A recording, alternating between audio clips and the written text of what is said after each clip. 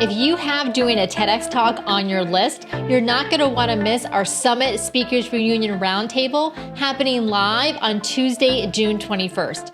We're bringing together some of the women who spoke at our Brave, Bold, Beyond live virtual summits so you can hear from them what it took to create and deliver a transformational, story-driven TED-style talk. You can get all of the details and register for free at speakingyourbrand.com/reunion. Again, that's speakingyourbrand.com/reunion. Keep watching so that you can hear how some of them opened their talks to give you a sense of how personal and vulnerable they went with their storytelling. What kind of mother gives away her child? What box does your mind immediately put that kind of woman into?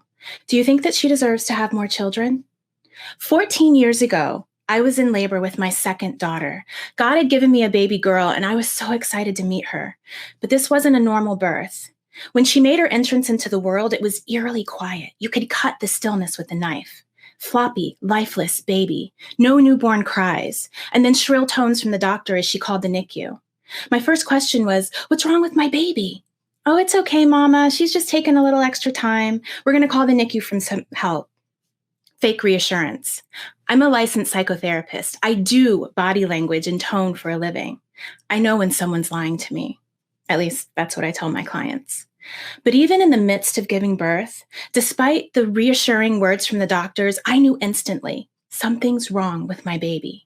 And everything my current story told me about myself was confirmed in an instant. I deserved this, and now I had punished my daughter too.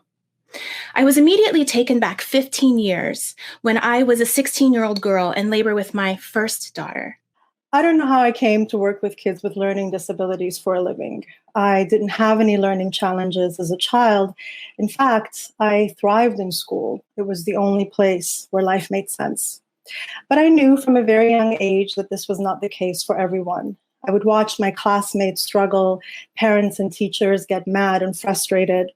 I have a distinct memory of my father, who was a businessman and who, unlike my teacher mother, hated school, to draw with me. As I watched him struggle to draw simple shapes, houses, trees, things that I could have drawn at a really, really young age, I was suddenly faced with a harsh realization. We are not all born the same. We don't all have the same abilities. And that meant that we don't all have the same chances in life. It was a really heavy truth to come to realize at such a young age. The chimes on my phone kept going off. You and your family are in my thoughts and prayers.